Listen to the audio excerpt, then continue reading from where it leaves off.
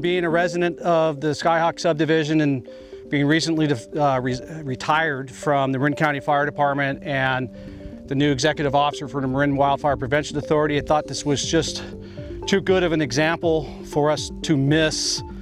And I actually happen to have some before. If you look through the presentation, you see I have some before pictures that I took while I would walk down this path, as it was a frequent walk that I would take. September 27th, that's the right date, right? The glass fire started in the early morning, 3:30, 4 a.m., something like that. And as a firefighter, as I was the duty chief for Marin County Fire that day, so I still had some responsibilities to take care of as far as sending mutual aid assets to it. I'm looking at where it is on the map. I'm going, all right, shouldn't have a tremendous impact for me. Should run in, if it crosses the valley, it should run into the Nuns Fire and some of the other fires for 2017.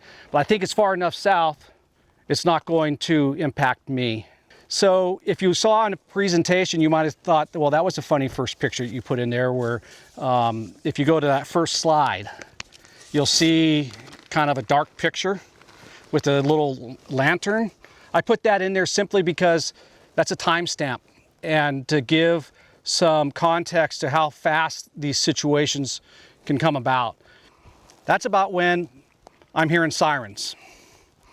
Pull out my phone, look at pulse point, and see that there's a new start. And I look, it was probably before 8:08. I can't remember the exact time it started. Shady. 7:30, 7:35, I'm hearing sirens. I'm looking at it in pulse point. We're sending more resource from Marin County Fire, so I'm getting involved in that aspect. And I look at the location and I'm like going, that's the absolute worst spot for this subdivision for a fire to start. And so that's when got out of the backyard, put on my uniform, put on my yellows, got on my work truck and drove up to the incident command post off of St. Helena Road and tied in with the incident commander. I knew him well, offered my support. And the problem with fires like that, right? Nighttime in the timber, in the mountains, knowing the situational awareness, knowing where exactly the fire is, very difficult. So you see that when I first pull it to incident command post, it's 9:15. Finally get situated where I can stand side by side with the incident commander. And here's one of the benefits of having the glass fire that had already started, is that we had a night air attack available to us. How often do we have a night air attack available to us? Virtually never. And as I'm standing next to him, he goes, all right, you're at about 300 to 500 acres, and it's going to be in Santa Rosa in 2 hours. And I'm standing next to the IC, I'm going, did I just hear that right? He goes, yeah, it's going to be there in 2 hours. And that's where the incident commander made a unilateral decision that was 100% accurate. He decided to pull the pin on evacuations, and it worked. It worked well. We had egress and ingress both taken care of. If you go to the next slide in the presentation, you'll see a map. And you'll see at the top right corner the initial ICP with a small pin. That's where those pictures from the first slide were taken. And then you'll see a mark that says top of Los Alamos Road. That's an important landmark for our conversation today. Plum Ranch Road is up on this ridge back there. Los Alamos Road is also, the lower part of Los Alamos Road is right over here, and it ties into the top. We are down at the bottom left corner where you see the edge of the subdivision hit the wildland. That's where we're standing now. 5 miles from the initial command post to where we're standing right here. Just a hair over 5 miles as the crow flies. And if you look at the shading in that terrain, you see a fairly well-developed canyon with a little bit of a ridge and then back down. That is in perfect alignment with that wind.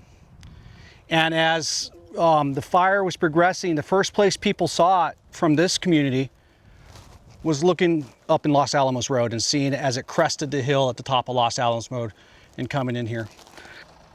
Now, as we look at this hillside, and I want you guys to imagine and put your firefighter hats on, pre-fire, think about what this looked like. The grassy oak woodland going into a very mature conifer stand, right? What do you think the fire is going to be doing as it comes over this ridge and in this community? Ready depending on what it does over there, it's going to spot all the way down into here. It's not going to come in a fluid transition. You're going to have fire down here before you do in the grass up there. The ember cast coming off that timber was going to be a big problem for us, right? That's problem number one. Problem number two is this drainage that you see behind us does connect to Los Alamos and allows that continuous flow of air down into this.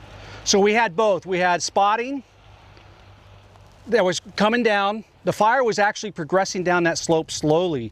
And I was actually really happy with the way it was progressing. And if you hit play on that first video and have the sound turned up. So that first video is that stand of timber that you see complete consumption of.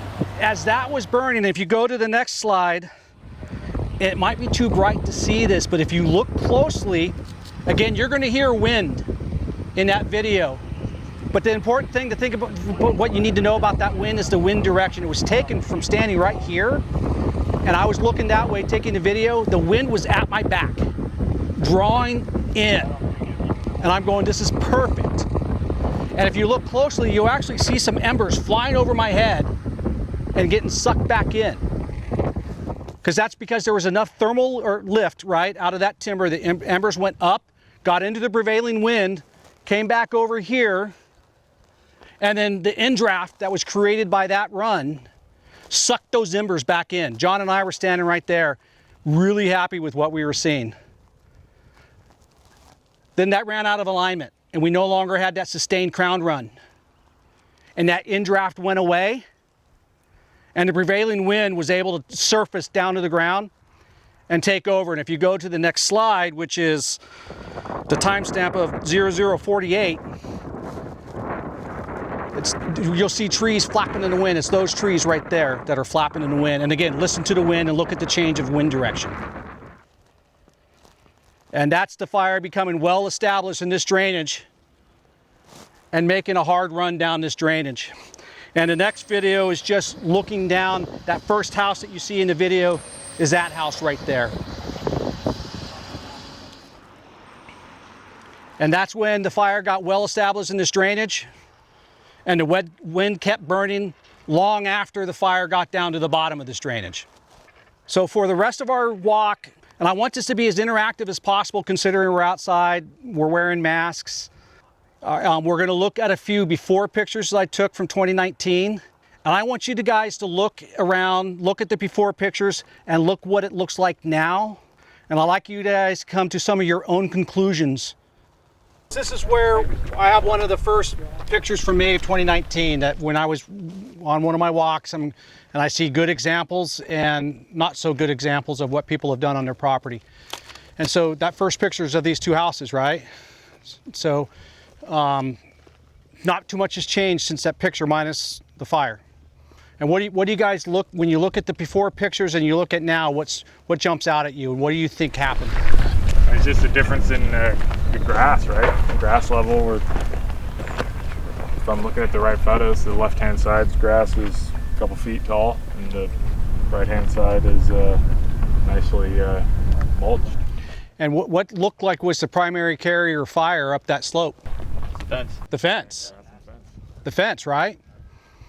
And it's somewhat hard to tell exactly what caused the fence to get going. And I heard a conversation, we walked down the pros and cons of gorilla hair. The gorilla hair didn't really sustain the fire. However, I don't know if the gorilla hair may have had an impact on igniting that fence, right? Again, I'm not trying to lead you guys to your conclusion, but it looks to me that the gorilla hair allowed the fence to get going. If there had been nothing flammable up against that fence, it's unlikely the embers hitting that fence would have got the fence going. It needed something to maintain the heat underneath the fence. And then once the fence got going, it maintained its own combustion and walked up the hillside. And looks like someone went in and kicked a few panels out. Underneath it, keeping it going. It's part of the code through here that for the fences that are common to the open space, they have to have a wire fence. And so people have planted trees and other things to increase their privacy. But what was likely underneath those trees? That singed those trees and allowed the fire to slowly creep up that property.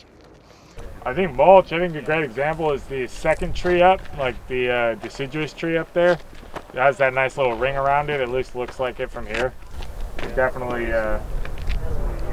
yeah, then just the next one up, definitely mulch or something, because that's too consistent, it's too perfect of a circle to be like. Put some mulch around there to help with the erosion, help hold water, so that the trees could have moisture to grow. You'll see the batch of several homes that were destroyed.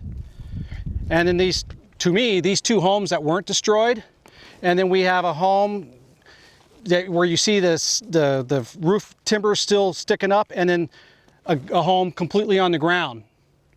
And it struck me, why is there that gap? And I think when we get up to, you might be able to see why that gap, or why did the new home get involved up there instead of house to house against the wind? What's that, Chris? That one was surrounded by Italian cypress. Wait till you see it up top. Of the skeletons of Italian cypress immediately upwind from the structure. And like I will bet a paycheck that that's what burned that house down. All right.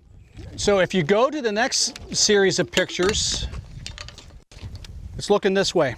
You can see the handrails of a walking path. So you have that beige house. There's a gap in homes that's purposeful. It's an open space. Walking path that comes down, and then the remnants of a house is just on the other side of the gap. And then I was never a fire investigator, but I did take investigation 1A. Before some of you were born. And but some of the principles remain the same. If you want to find the origin of the fire, you'd look for 2 things: the most complete burn and the lowest burn. And as I've walked up and down that street multiple times since that, it seems to me the 4th house in is the place that has the most complete burn. It's the one that's most destroyed, and it's also upwind of where the majority of the homes were destroyed from home to home spread.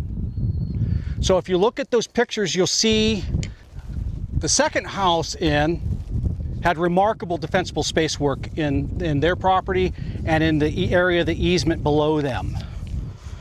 And then when you look at the 4th house in, what do you notice in that picture? The house with the remnants of trees below it. Continuous canopy. A continuous canopy, and when we get up top and look at it from up there, you'll be shocked how close some of those trees were to the house.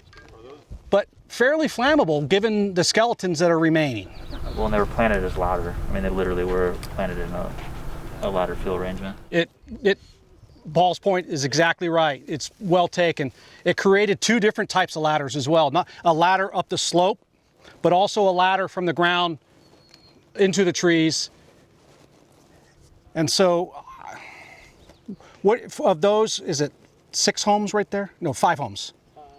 Those 5 homes, what are your guys' conclusion? What caused that? I would bet fenceless had a big part. And when we walk up top, I'll talk about some other fence line stuff. And Paul, I think, and Scott can talk about some fence line issues as we walk down this path a little bit more. But I was down at the bottom. I wasn't actually here when these homes started to consume, but I think the house with the trees was probably the first house that started. Is it the second house in? Yeah, the second house in where you see he's put the planter boxes in the walkways. Right. See the fence? See how it's the yard is almost from fence line to fence line is black? Yep. That's that red chip. It completely consumed. And then when you look at what the neighbor had with that wood chip, yeah, the cedar chip. It was untouched. Interesting. So let's look this way, guys. And I said I wanted you to notice a couple different things about the transition of the older area of this subdivision and this newest section. And I hope as D-Space evaluators or inspectors or whatever your organization calls you guys, notice the difference. What difference did you see between these homes? Building codes. What building codes were they built under? So the newer homes were built to 7A standards.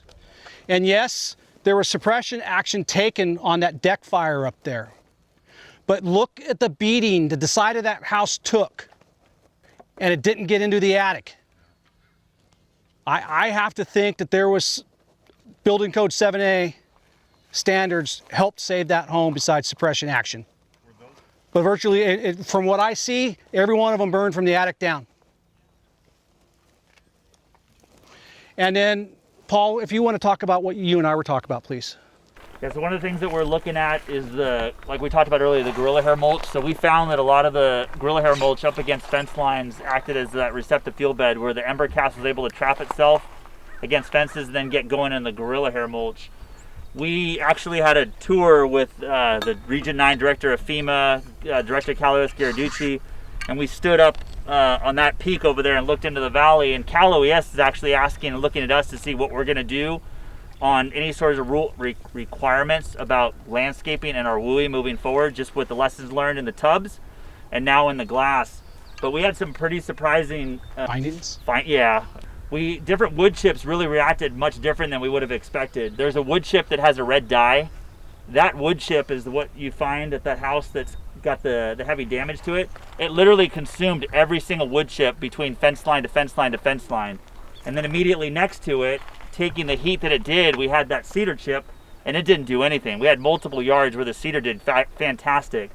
And then just downhill from the red dye chip was the gorilla hair, and we talked to some of those crews, and it took them hours to try and pull apart, 6 inches to a foot of mulch to fully extinguish it. And that was just tying up resources, but they couldn't leave it. And that was the same reason why they refused to leave the house that was on fire up there, is there was a fear based on what we'd seen in 17 and was happening even on the glass fire, is we didn't want to leave anything. And it was worth investing and dumping that volume of resources on it to keep it from spreading to other structures, a day or 2 days later.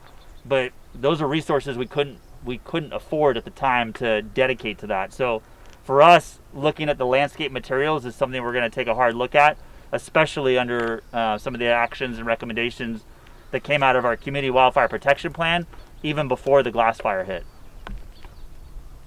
You know what I mean? And then you go straight to the closed panel fence and you've got like total burn. Yeah. Like totally, it's definitely that combo of both. What's at the base of that fence? Yeah, the mulch. But yeah, I mean, we're just like, I don't know how recently this was put in or anything, but like. That was the spring. Yeah, it's so interesting that like, even the gorilla hair didn't seem to carry unless it had, the larger fuel of the fence.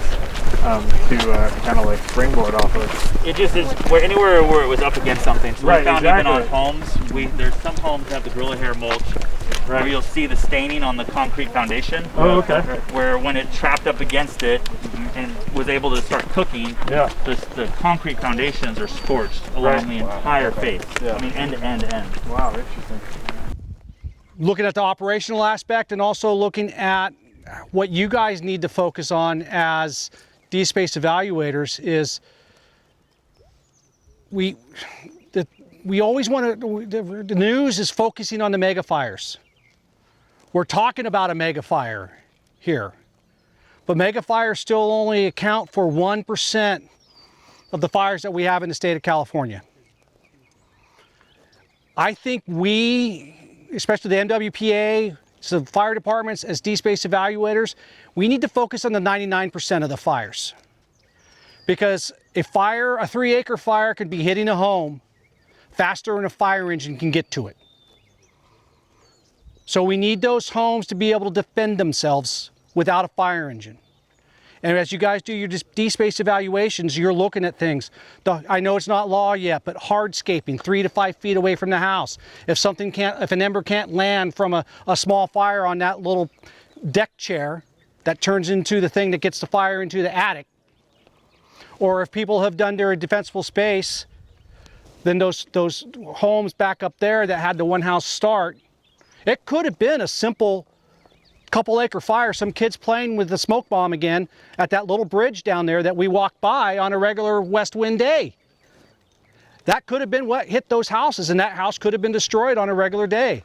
So if we focus our efforts on the 99% of the fires, then our community becomes stronger for the 1% of the fires. The community's strength becomes the sum of its parts.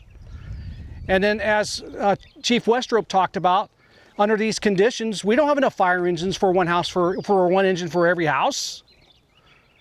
And then you start sucking engines in for certain things that are going on. Fortunately, we had extra sets of eyes around here, and you see that house right there, 5:30, John, 6 o'clock? 6:30. That deck caught on fire. And it's probably because the bramble that was in here, that bramble that was holding fire, finally started to carry up the slope. They probably had some stuff that allowed that deck to get going underneath.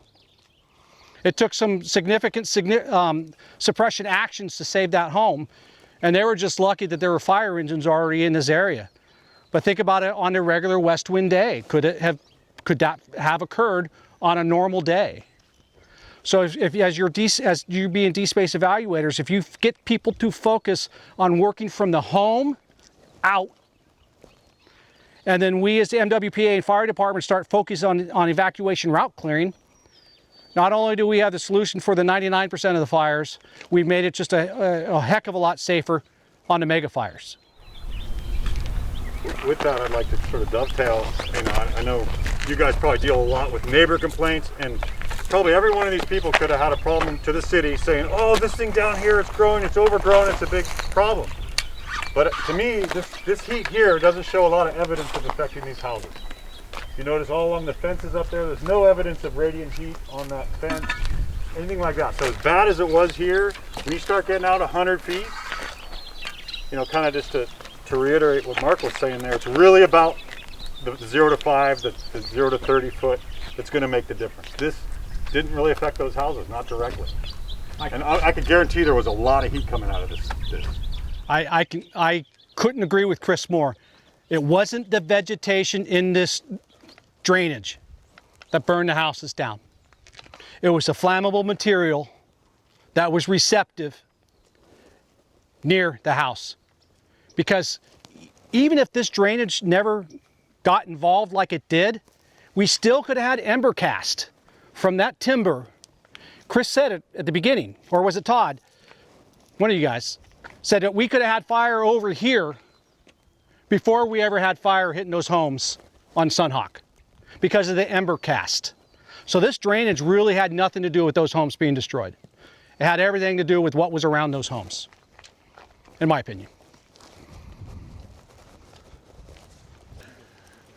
All right, as you see here, you can see the before picture, blackberry and bramble that was virtually impenetrable. And then let's look at this house. I mean, as D-Space evaluators and you're looking at this house, what are you saying to yourself? Yeah. And notice that those awnings don't look particularly safe. As far as receptive for embers coming down? Yeah.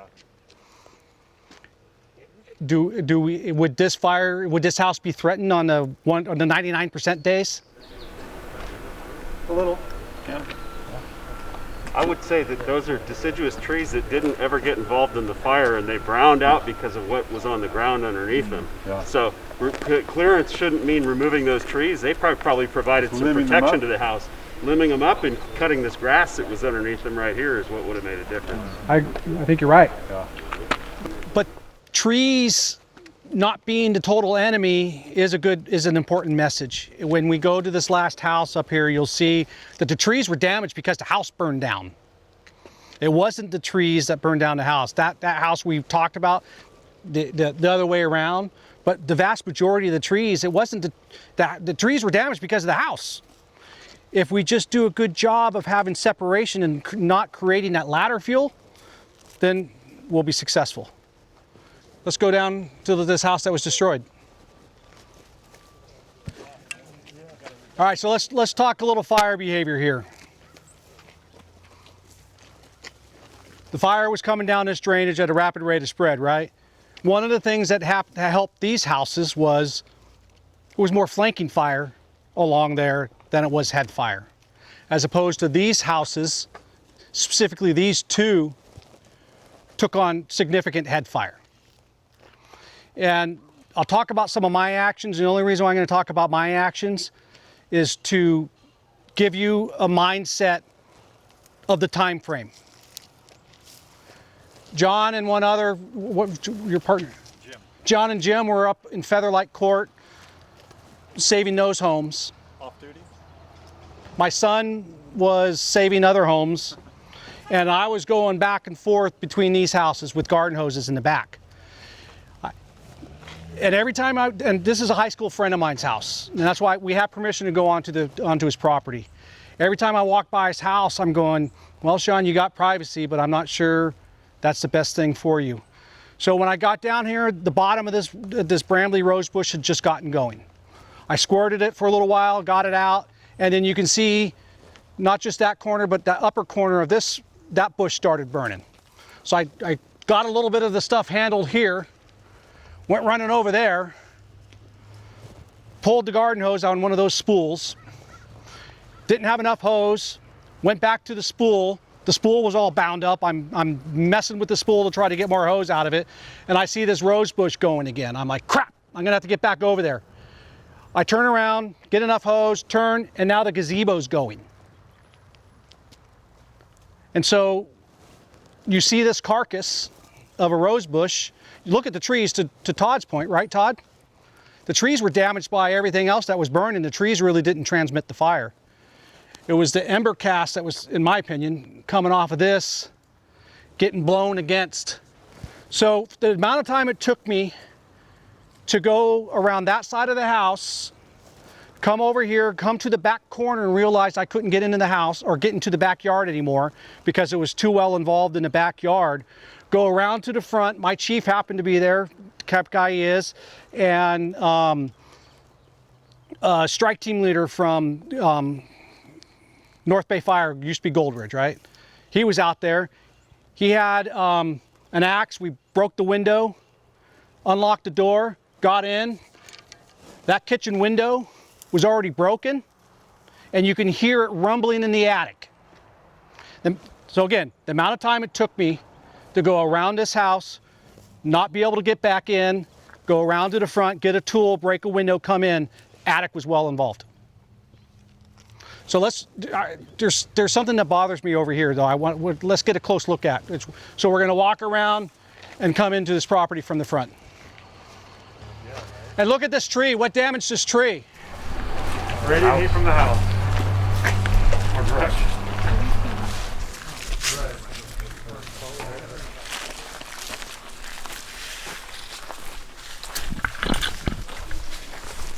You see, that was the first window that broke. Yep. And you see that there used to be a gazebo, and then what is Chris? There were some type of vines on the gazebo. Looks like it could be dry and not a lot of leaves. I'm not sure what it is. I can't remember for sure, but one thing that bothers me, and it could be after the fact, but the lowest burn is over here. Propane. Probably fueled by the vines that came into the apple tree and eventually got the propane tank going, but the propane was probably low torture this way. And it may or may not have been after the house got well involved. But it was, to me, whether it was that piece there, and you see the little architectural feature that creates a chimney type effect, but it was the flammable material that was up against the home, and then the wind pushing the embers from this up against the house and then forcing it up into the attic vents. And seriously, from the time it took me to get around the corner, out to the front, get a tool, break in, the attic was well involved. So the whole idea of blocked eaves, Vulcan vents, no blocked eaves, no Vulcan vents on this home. And it burned from the attic down. I guarantee you, I watched it. Oh. I do have a question. Because we see a lot of the vines, the wisteria or climbing roses in trellises. And the homeowners are constantly asking us, and they look green and verdant and doesn't look like You think that that was the contributor to this gazebo going up? I think Paul's in a better Yeah. So, Especially, I mean, this time, think of the time of year too. Is, you know, especially in October, a lot of those vines are starting to drop their leaves, and I think that's what we were seeing a lot of in here, just with the way the backyard looked in general. There's probably a lot that was trapped from up on top of the gazebo, and it just acted as a receptive bed. But yeah, we get that question a lot, and of course that's what we tell them, is that the more you reduce and pull away from up against the structure in that first 5 feet, especially in these non-compliant homes, I mean, all that was just another potential ability for the embers to just get up into the attic on this place while it was taking heat down low too. And, you know, it's high surface area, right? So high surface area creates the opportunity for it to burn better. And then I don't know, this is very unofficial, but anything that's aromatic, those are toxins, or not toxins, but terpenes that are off-gassing that are typically flammable. And so if there are lots of surface area and aromatic, I think it's dangerous. Not that it's totally scientific, but.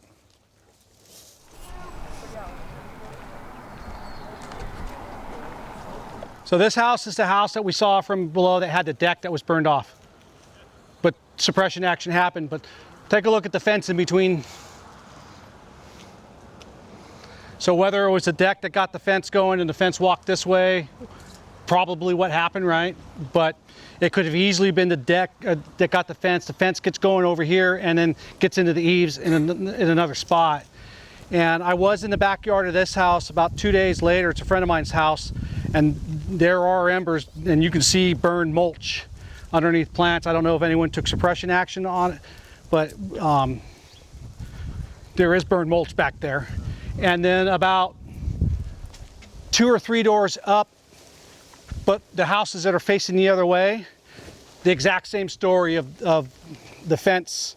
Me and 2 cops came in and kicked the fence down and took garden hose and put that out. But the ember cast from the homes that were burning upwind from here could have been so much worse. And then that's, again, if we focus on the 99% and make homes that are self-defendable, when that ember cast from those homes starts landing in and around other homes, those homes don't become receptive and create the new ember cast. Let's go up.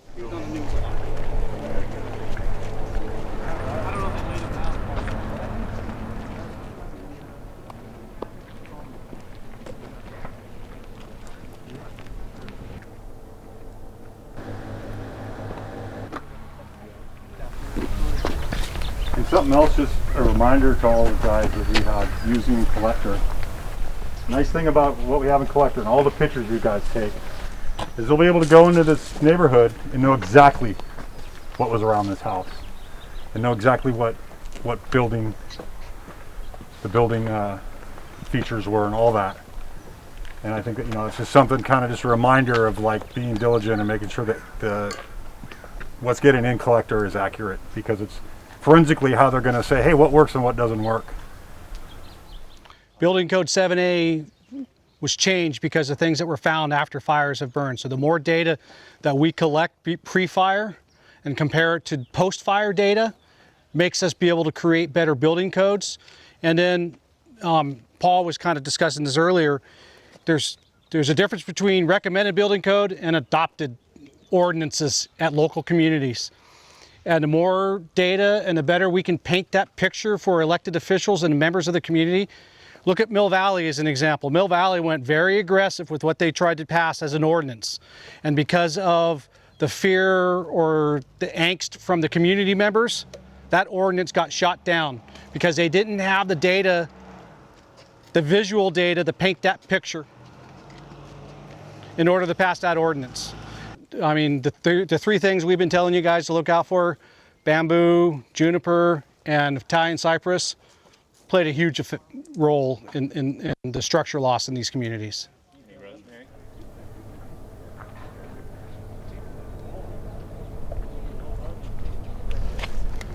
Thank you all for coming, and appreciate the effort you guys will be putting forth.